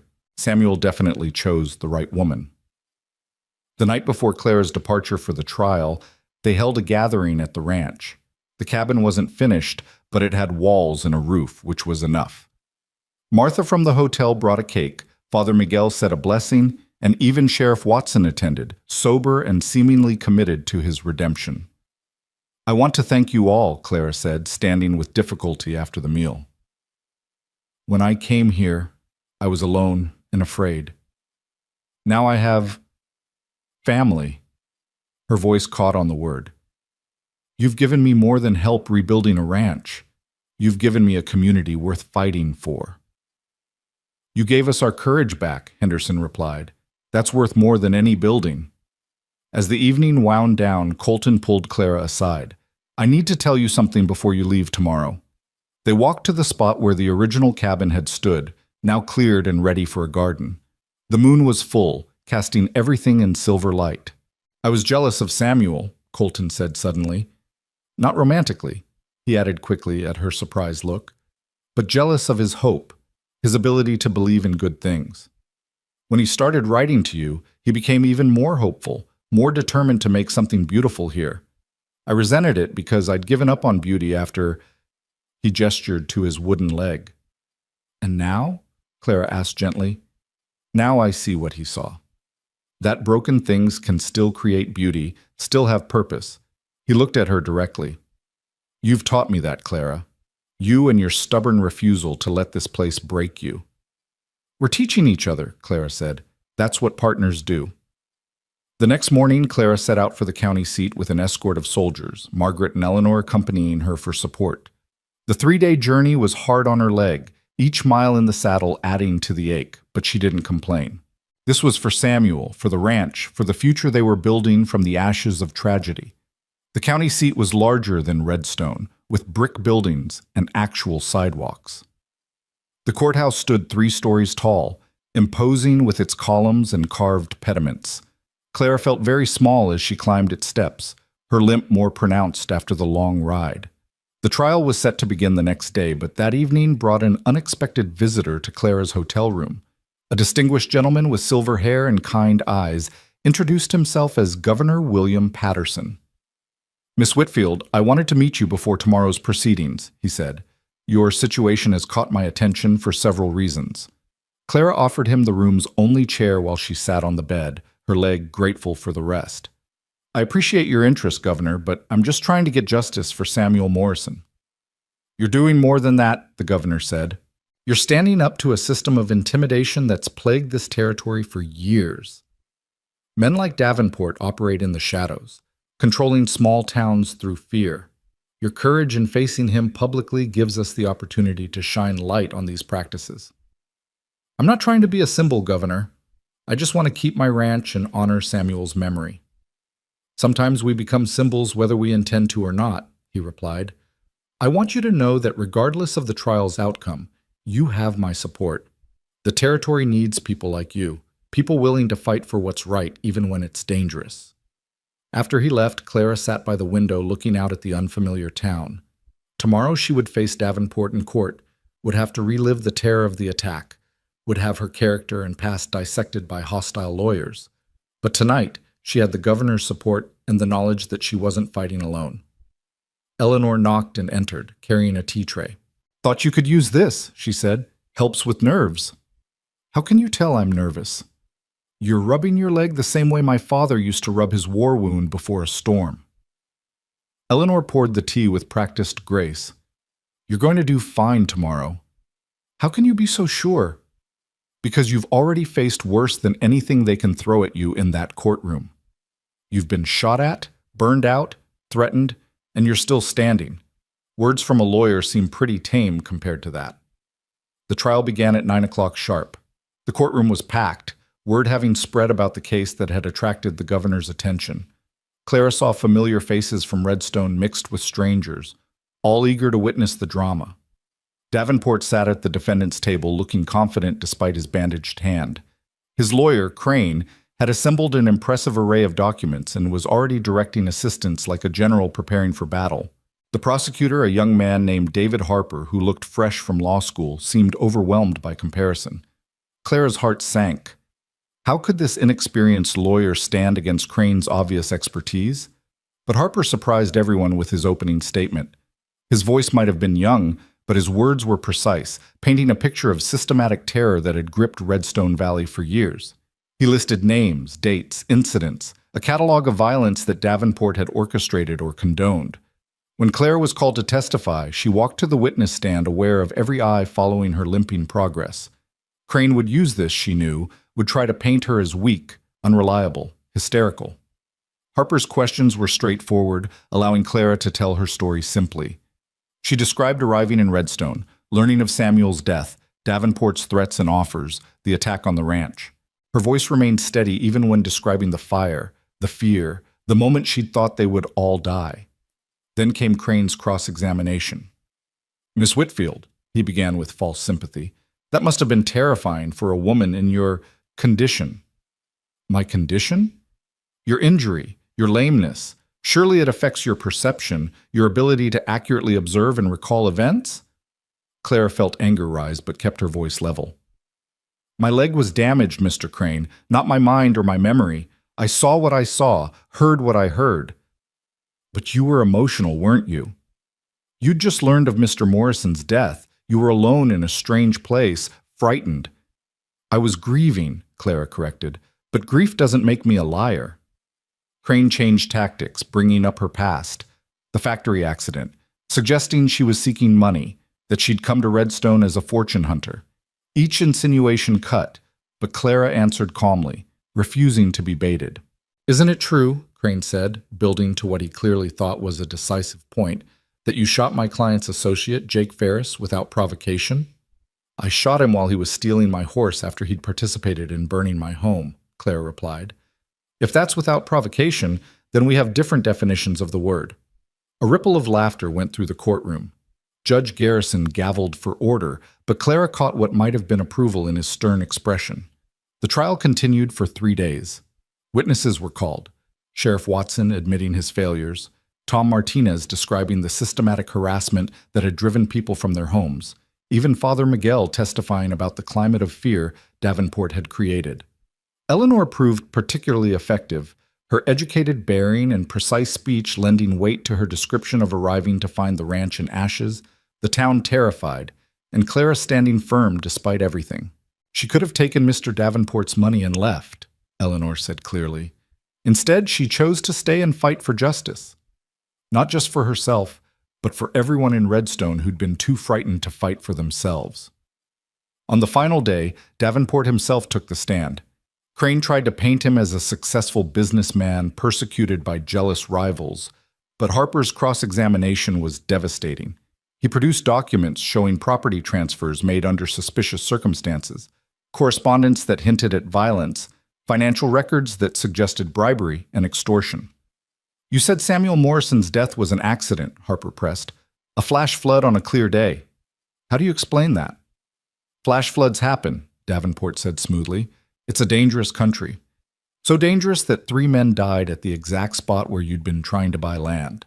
So dangerous that the only victims were men who'd refused to sell to you. Coincidence. Like it's a coincidence that every person who's opposed you has faced violence, arson, or death. Davenport's composure finally cracked. This territory isn't for the weak, he snarled. It belongs to men with vision, with the strength to take what they want and build empires. Not to crippled women and broken-down soldiers playing at being ranchers. The courtroom erupted. Judge Garrison gavelled repeatedly for order while Crane tried desperately to calm his client, but the damage was done. Davenport had revealed his true nature for all to see. In his closing argument, Harper stood directly in front of the jury. Gentlemen, you have a choice. You can let Mr. Davenport continue his reign of terror, or you can stand with people like Clara Whitfield who refuse to bow to bullies. You can choose fear, or you can choose justice. The territory is watching. History is watching. What will you choose? Crane's closing was technically perfect, highlighting inconsistencies in testimony, raising reasonable doubt, arguing that his client was being scapegoated for the harsh realities of frontier life. But his polished words seemed hollow after Davenport's outburst. The jury deliberated for only 2 hours. When they returned, the foreman stood solemnly. We find the defendant, Gideon Davenport, guilty on all counts. The courtroom erupted again, this time in celebration. Clara felt Margaret's arms around her, heard Eleanor's delighted laugh, saw tears streaming down Anna's face. Justice, real justice, had been served. Judge Garrison sentenced Davenport to 20 years in territorial prison, with additional sentences for his associates. As Davenport was led away, he locked eyes with Clara one last time. She expected to see hatred, but instead saw something worse, disbelief. He truly couldn't understand how a crippled woman had brought him down. Outside the courthouse, Governor Patterson shook Clara's hand. You've done the territory a great service, Miss Whitfield. If you ever need anything, you have only to ask. Actually, Governor, Clara said, an idea forming, there is something. Redstone needs a real school, a proper teacher. If the territory could help with funding. Patterson smiled. Consider it done. Education is the foundation of civilization, after all. The journey back to Redstone was triumphant. Word of the verdict had already reached the town, and people lined the main street to welcome them home. Even those who'd been too frightened to help before now wanted to shake Clara's hand, to be part of the victory. But Clara's eyes were searching for one person. She found Colton standing by the newly rebuilt cabin, a rare smile creasing his weathered face. "Welcome home, partner," he said simply. "It's good to be home," Clara replied, and meant it more than she'd ever meant anything. That evening, as the sun set over the valley, painting the mountains in shades of purple and gold, Clara stood on her new porch surrounded by the people who'd become her family. The cabin still smelled of fresh lumber, the barn still needed work, and her leg ached from the long journey. But she was home, truly home, in a way the Pittsburgh factory row house had never been. "What now?" Eleanor asked, standing beside Colton, who was trying very hard not to look at her directly. "Now we build," Clara said. "We build the ranch Samuel dreamed of, the school Redstone needs, the community we all deserve." "That's a lot of building," Tom Martinez observed. "Good thing we have time," Clara replied. "And each other." As if in agreement, Buttercup whinnied from the corral. The sound echoed across the valley, carrying on the evening wind like a promise. They had survived Davenport, survived violence and fire and fear. Now came the harder task, building something worth preserving from the ashes of what was lost. Winter came early that year, the first snow falling just 2 weeks after the trial. Clara woke to find the world transformed, white and pristine, hiding the scars of violence under a blanket of innocent snow. She stood at her window, coffee warming her hands, watching Colton and Tom working to reinforce the barn roof against the weight of accumulating snow. Eleanor emerged from the small room they'd added to the cabin for her, her auburn hair braided practically for the day's teaching. The schoolhouse was still being built, but she'd refused to wait, conducting classes in the main room of the cabin when weather permitted. 15 children enrolled as of yesterday," Eleanor announced, pouring her own coffee. "The Johnson family is sending their 3 boys in from their homestead 10 miles out." "That's a long way to travel for schooling," Clara observed. "Education is hope," Eleanor replied simply. "Parents will travel any distance to give their children a better future than they had." Margaret Morrison, who had extended her stay indefinitely, looked up from her knitting. "Speaking of the future, we need to discuss the spring plans. The cattle need to be bred, the garden expanded, and there's still the matter of the silver deposits Davenport mentioned." Clara had been thinking about those deposits. Part of her wanted to investigate, to see if there really was wealth beneath their land. But Samuel's words, relayed through Colton, echoed in her mind. Mining turns men into monsters.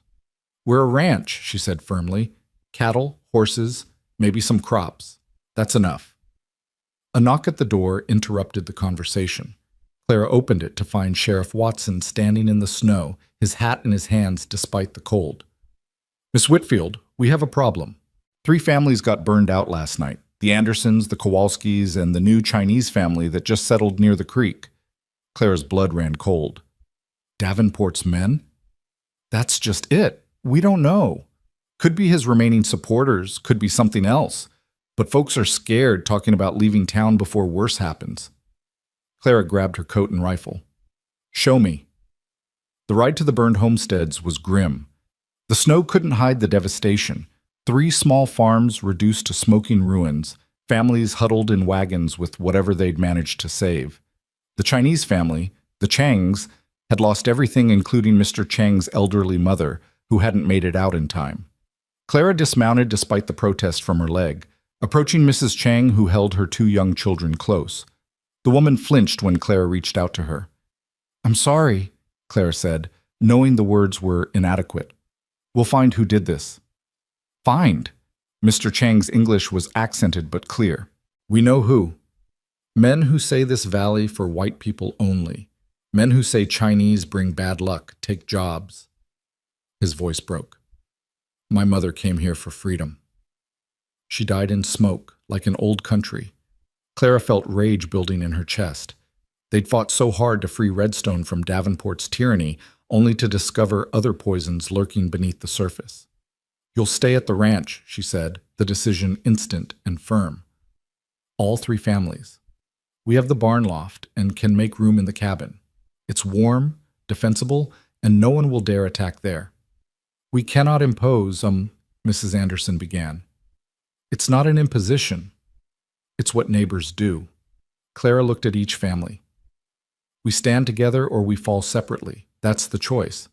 The logistics were challenging. 17 extra people in spaces meant for 5 stretched everything thin. But Margaret organized with military efficiency. Eleanor turned lessons into games to keep the children occupied, and Anna worked miracles with limited food supplies. That evening, as they all crowded around makeshift tables for dinner, Clara noticed something beautiful happening. The Kowalski boy was teaching the Chang children a Polish folk song. Mrs. Anderson was helping Anna with tortillas. Margaret was speaking German with Mr. Kowalski, delighted to practice the language of her grandmother. "This is what Redstone could be," Eleanor said quietly beside Clara. "All these different people, different stories, making something new together." But the harmony was shattered near midnight by the sound of horses approaching fast. Clara grabbed the rifle, Colton took position at a window, and Tom herded the families into the safest corner of the cabin. "Clara Whitfield!" The voice was unfamiliar, harsh with authority. "Come out and face justice." Clara peered through the window. 12 riders, all wearing makeshift masks, torches casting dancing shadows across the snow. She didn't recognize the voice, but she recognized the type. Men who appointed themselves judge and jury when the law didn't move fast enough in their preferred direction. "Justice for what?" she called back. "For harboring undesirables, for polluting our valley with foreign trash. Come out, or we'll burn you out like the others." Before Clara could respond, Mr. Chang moved past her toward the door. "No," he said firmly. "No more running. No more hiding." He looked at Clara. "You stand for us. We stand for you." Mr. Kowalski joined him, then Mr. Anderson, even the older Brennan brothers. They weren't fighters, most didn't even have weapons, but they stood ready to defend the place that had offered them shelter. Clara opened the door and stepped onto the porch, her rifle visible but not raised. "You want to burn out families in the dead of winter? Kill grandmothers in their sleep? And you call that justice?" "We call it keeping our valley pure," the lead rider shouted. "These people don't belong here." "And who decides that?" Clara's voice carried across the snow-covered yard. "You? Men so cowardly you hide behind masks?" "We're the concerned citizens of Redstone. You're criminals," Clara interrupted. "Arsonists and murderers. Take off those masks if you're so proud of your cause." There was shifting among the riders, uncertainty creeping in. They'd expected fear, not defiance. They'd expected to find the immigrants isolated, not protected by established residents. "Last warning," the leader said, but his voice had lost some of its conviction. "Send them out, or—" The shot came from behind the riders. One of the torches went flying, and a familiar voice rang out, "Or you'll deal with us." Sheriff Watson emerged from the darkness, accompanied by Father Miguel, Henderson, Martha, and what looked like half the town, all armed, all looking grimly determined. "Thought you might try something like this," Watson said, his rifle trained on the masked leader. "So we organized our own concerned citizens group. Funny thing, we're concerned about families being burned out of their homes." "You're protecting foreigners over your own kind?" the leader sputtered. "I'm protecting innocent people from cowards and thugs," Watson replied. "Now, you boys have a choice. Drop those masks and face proper arrest, or ride out now and never come back. But know this, we'll be watching. Any more fires, any more attacks, and we won't bother with arrests." The standoff stretched taut as a bowstring. Claire could feel the families behind her holding their breath, could see Colton's finger on his trigger, ready to fire if needed. Finally, the masked riders began backing away. "This isn't over," the leader warned. "Yes, it is." Father Miguel stepped forward, his voice carrying the authority of moral certainty. "I know who you are, Thomas Briggs, even with that mask. And you, Carl Henley, and you, James Powell. I've heard your confessions, baptized your children.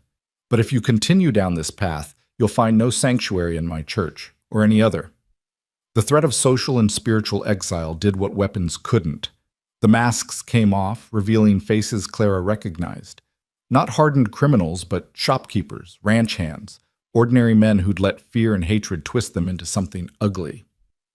"We just wanted to protect our town," Thomas Briggs said, his voice now plaintive rather than threatening. "Then protect it from real threats," Clara said. "From poverty, ignorance, lawlessness. Not from families seeking the same dreams you are. The riders dispersed, heads down, their torches extinguished in the snow. The townspeople remained until they were sure the threat had passed, then approached the cabin. "Thank you," Clara said to Watson, to all of them. "We meant what we said after the trial," Henderson replied. "We stand together now, all of us."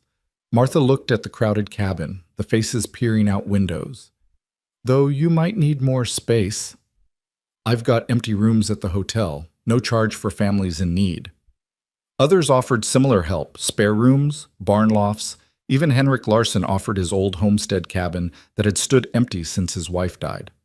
By dawn, all three families had better accommodations arranged, and plans were being made to rebuild their homes come spring. As the helpers dispersed, Eleanor approached Clara with a strange expression.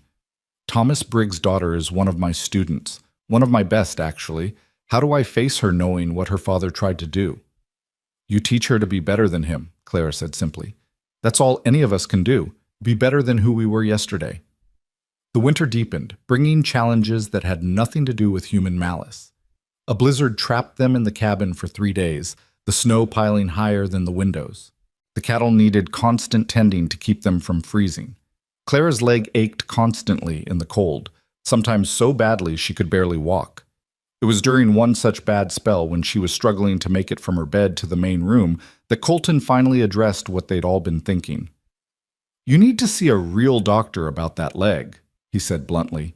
"It's getting worse, not better." "There's no doctor within 50 miles, Clara pointed out. "There's one in Denver," Margaret interjected, "a specialist who worked with war injuries. He might be able to help." Clara wanted to refuse, to insist she was fine, but the pain shooting up her leg made the lie impossible. "After spring thaw, the ranch needs me here now." "The ranch needs you healthy," Colton countered. "We can manage for a few weeks." But there was no more discussion of doctors after the next morning brought new crisis. Tom Martinez burst into the cabin before sunrise, his face grim. "Rustlers hit the Henderson place last night, took 30 head of cattle, and shot Randy Henderson when he tried to stop them." "Is he alive?" Clara asked, already reaching for her coat. "Barely. Lost a lot of blood. Martha's with him, doing what she can, but—" Tom shook his head. They rode to town immediately, Clara gritting her teeth against the pain in her leg. They found Henderson's store closed, a crowd gathered outside. Inside, Randy Henderson lay on a cot, his face gray as ash, his breathing labored. His father knelt beside him, looking suddenly ancient. Martha looked up as they entered. "The bullet's still in him. I can't get it out without killing him, but if it stays, then I'll get it out." Eleanor's voice was steady as she pushed through the crowd. "I helped my father with his medical practice before he died. I've removed bullets before." "You're a teacher," someone protested. "I'm whatever this town needs me to be," Eleanor replied, already rolling up her sleeves. "Now clear out, all of you except Martha. I need boiling water, clean cloths, and whiskey. Lots of whiskey." For the next 2 hours, Eleanor worked with steady hands and fierce concentration while Martha assisted. Clara organized the crowd outside, sending riders to track the rustlers, others to check on vulnerable ranches. When Eleanor finally emerged, blood on her apron but relief in her eyes, a cheer went up. "He'll live," she announced. "Weak for a while, but he'll live." Colton, who'd been pacing like a caged animal, suddenly crossed to Eleanor and kissed her soundly in front of everyone. The crowd fell silent in shock, then erupted in whoops and applause. Eleanor, red-faced but smiling, looked up at him. "What was that for?" "For being extraordinary," he said simply. "And because I'm tired of pretending I don't love you." "Well then," Eleanor said, her composure returning, "I suppose I should mention I love you too, wooden leg and all. Iron will and all," he countered, and kissed her again. The moment of joy was brief. The riders returned with news that the rustlers had headed into the Badlands, territory too dangerous to follow in winter. Worse, they'd left a message carved into a tree. "This valley belongs to those strong enough to take it." "It's starting again," Henderson said wearily. "Different faces, same greed." "No," Clara said firmly. "It's not the same because we're not the same. We're organized now, united. They're testing us, seeing if we'll fold. We won't." She looked around at the gathered townspeople, the established families and the newcomers, the Americans and immigrants. all united by shared danger and common purpose. We need a militia, she continued, not vigilantes, but a proper defense force. Sheriff Watson can deputize volunteers and we'll train together, patrol together, make it clear that Redstone protects its own. Who will lead it? Watson asked. I'm sheriff, but I'm no military commander. Colton was a sergeant in the Union Army, Claire said. He knows tactics, defense. If he's willing. Colton nodded slowly. I'm willing, but it won't be easy.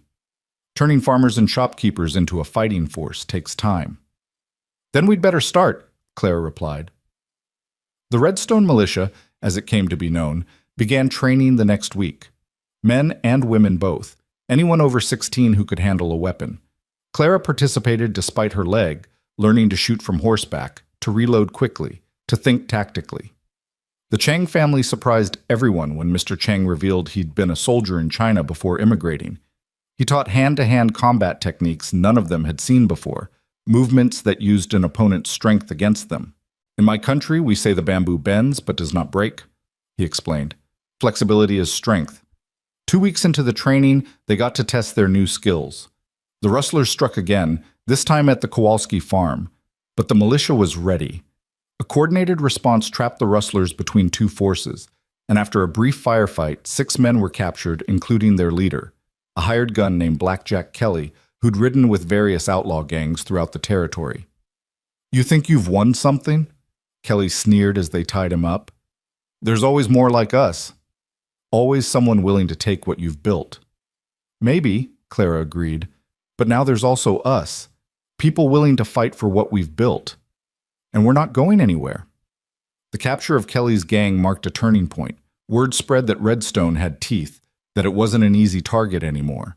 The winter passed with no more major incidents, though everyone remained watchful. Spring arrived like a blessing, melting snow revealing green grass, wildflowers beginning to dot the meadows. Clara stood in the garden she and Anna had planned, watching the first shoots push through the dark soil. Her leg had been particularly bad that morning, but she refused to let it stop her from enjoying this moment of renewal. It's time, Margaret said, joining her. Time for you to see that doctor in Denver. Clara wanted to protest, but the words died as her leg buckled, sending her to her knees in the freshly turned earth. Colton and Eleanor, now officially engaged, rushed to help her up. No more arguments, Colton said firmly. You're going to Denver if I have to tie you to a horse. The ranch will be fine, Eleanor interrupted. We've all learned to work together over the winter. A few weeks without, you won't see us fall apart. Clara looked around at the ranch she'd fought so hard to save, the community she'd helped build from fear and ashes. Samuel's dream had become reality, but different from what either of them had imagined. It wasn't just a ranch anymore. It was a symbol of what people could accomplish when they stood together. All right, she conceded, but I'm coming back. This is my home. Of course you're coming back, Anna said, hugging her. Where else would you go? You're stuck with us now. As Clara prepared for the journey to Denver, she couldn't shake the feeling that this was an ending of sorts. The first chapter of her life in Redstone, marked by violence, struggle, and constant crisis, was closing. But what came next? That evening, her last before departing, the entire town gathered at the ranch. Tables were set up in the yard, lanterns strung between posts, musicians playing as children danced. The Chang children performed a traditional dragon dance they'd been practicing. The Kowalski family sang Polish folk songs. The Brennan brothers told Irish tales that made everyone laugh. Henderson stood up, tapping his glass for attention. A toast, he said, to Clara Whitfield, who came here a stranger and became our conscience, our courage, and our friend. To Clara, the crowd echoed, but Clara raised her own glass. To Samuel Morrison, she said, her voice carrying across the gathering, who believed in this valley's potential for goodness, and to all of you who proved him right. As the party continued around her, Clara found herself standing apart for a moment, looking up at the stars that Samuel had once watched from this very spot. She touched the locket at her throat, the one Colton had given her that first day, containing Samuel's photograph. We did it, she whispered. Not the way we planned, but we did it. A warm wind stirred her hair, carrying the scent of sage and possibility. Tomorrow she would leave for Denver, would face whatever the doctor could or couldn't do for her leg. But tonight, surrounded by the family she'd found in the most unlikely place, Clara felt whole in a way she never had before the accident that had started her on this journey. "Ready to go inside?" Colton asked, appearing at her elbow with Eleanor. "In a moment," Clara said. "I want to remember this. All of it." They stood together, watching their community celebrate under the vast western sky. The ranch that had nearly been destroyed was thriving. The town that had cowered under tyranny had found its strength. And Clara herself, the limping factory girl who'd traveled 2,000 miles for a love that existed only in letters, had found something even more valuable: a purpose, a place, and people worth fighting for. Eleanor squeezed her hand. "It's not an ending, you know. Denver, the doctor, it's just another chapter." "I know," Clara said, "but this chapter, this winter, we all survived together. This was the one that mattered most." As if in agreement, a wolf howled in the distant mountains, wild and free. The sound no longer frightened Clara. Like her, the wolf was part of this landscape now, shaped by its hardships and strengthened by its challenges. Tomorrow would bring new trials, new tests. The rustlers might return, other Davenports might emerge, her leg might never improve. But tonight, Clara stood on her own land, surrounded by her chosen family, victorious in ways she'd never imagined possible. The limping mail-order bride had become something else entirely: a rancher, a fighter, a leader. Most importantly, she'd become herself, fully and unapologetically, in a place that had taught her that broken things could be the strongest of all. The music played on, and Clara finally let Colton and Eleanor lead her back to the celebration. Her leg protested every step, but she danced anyway, spinning under the stars with her friends, her family, her home. In the morning, she would leave for Denver, but part of her would always remain here, in this valley that had tested her and found her worthy, with these people who'd stood beside her when standing seemed impossible. The stagecoach to Denver left at dawn, with Margaret Morrison insisting on accompanying Clara despite protests that she could manage alone. As Redstone disappeared behind them, Clara gripped the seat to steady herself against the vehicle's lurching motion, each bump sending sharp pains through her damaged leg. "Tell me about this doctor," Clara said, trying to distract herself from the discomfort. "Dr. William Thornton," Margaret replied. "He served as a field surgeon during the war, specializing in traumatic injuries. He's developed new techniques for dealing with damaged nerves and muscles. If anyone can help you, it's him." The journey took 4 days, each one testing Clara's endurance. By the time Denver's buildings appeared on the horizon, she could barely stand, having to lean heavily on Margaret to exit the coach. Dr. Thornton's office occupied the second floor of a modern brick building. Clara struggled up the stairs, sweat beading on her forehead despite the cool spring air. The doctor himself was younger than she'd expected, perhaps 40, with intelligent eyes behind wire-rimmed spectacles. "Miss Whitfield," he said after a thorough examination that left Clara exhausted and humiliated, "the damage is extensive.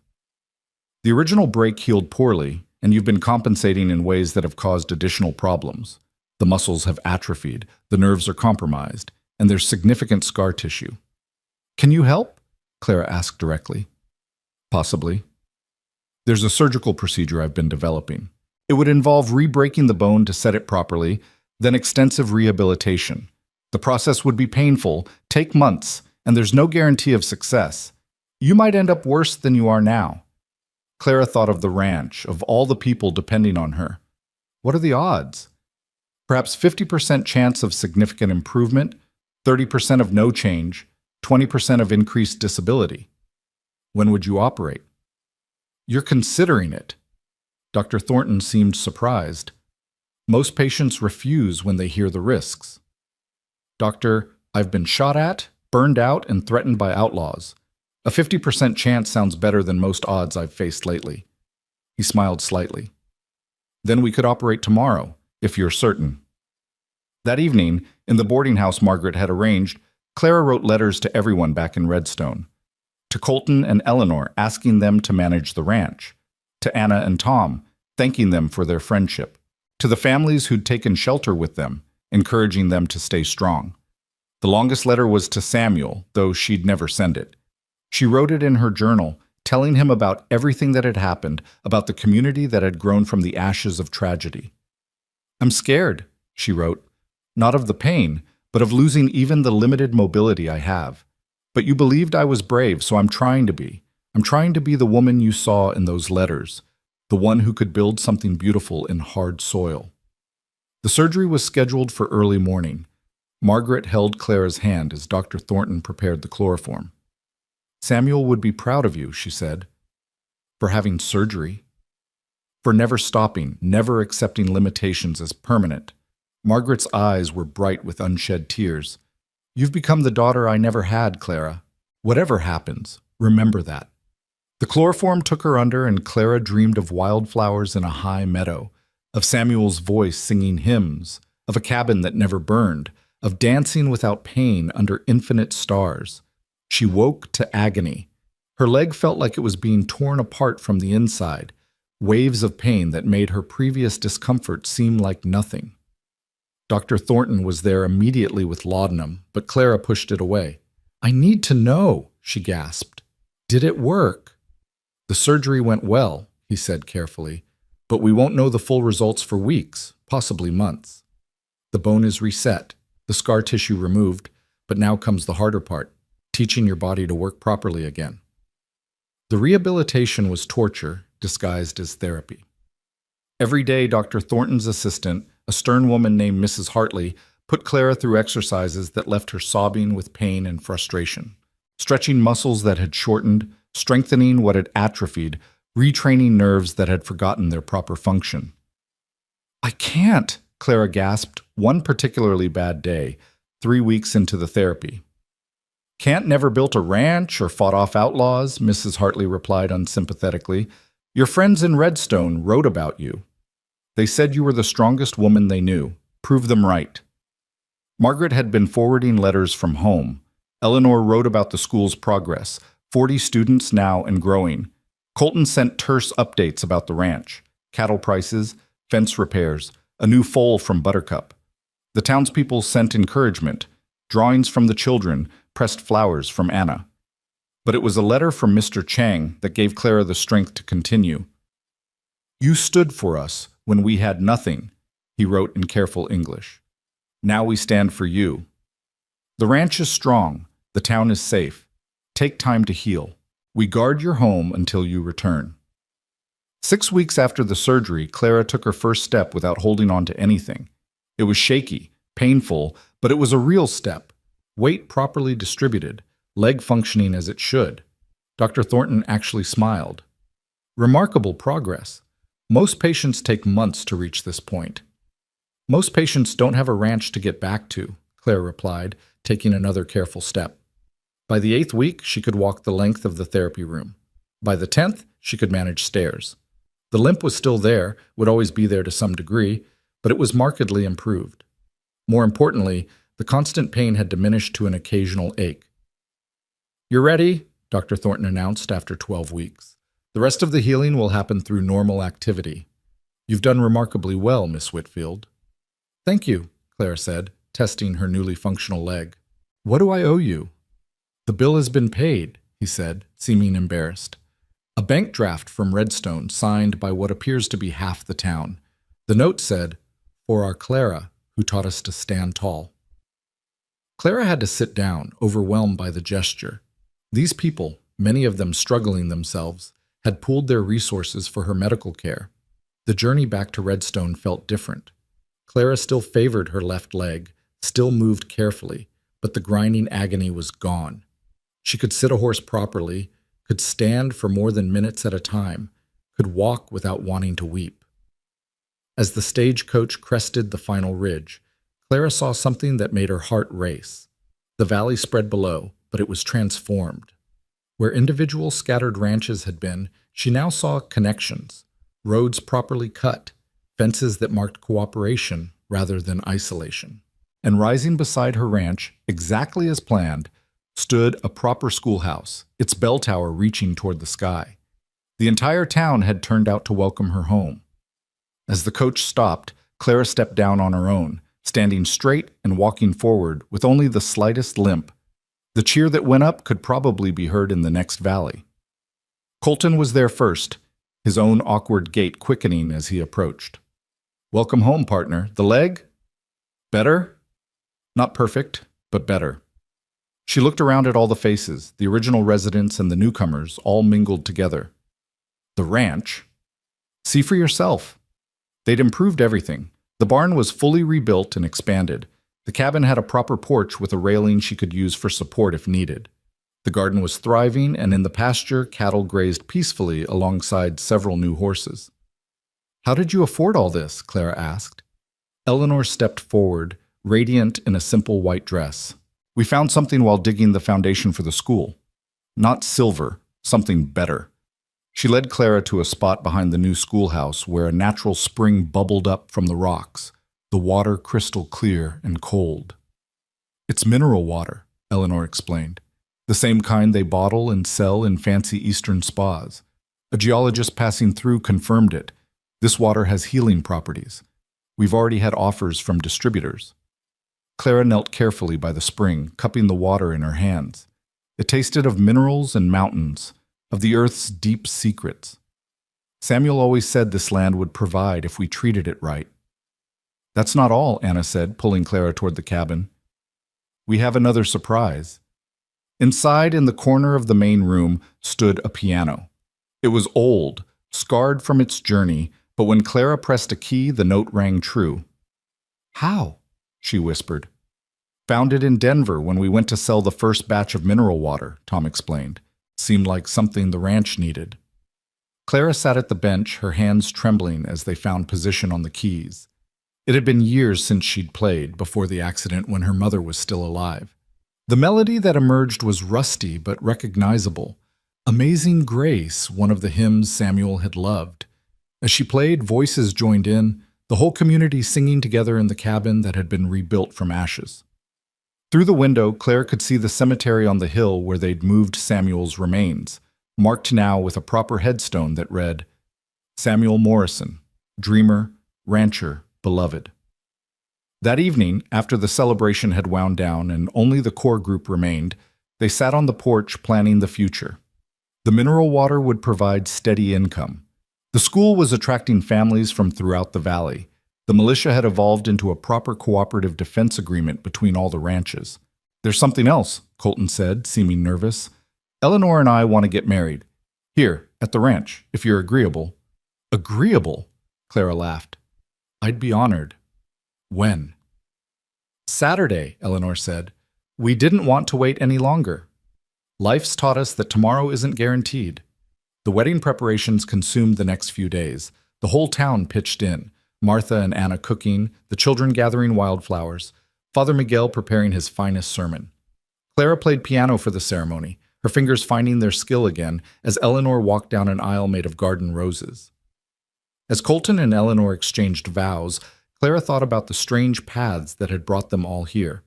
A one-legged soldier, an educated woman fleeing Eastern constraints, immigrant families seeking hope, and herself, a factory girl with a ruined leg who'd answered a lonely rancher's advertisement.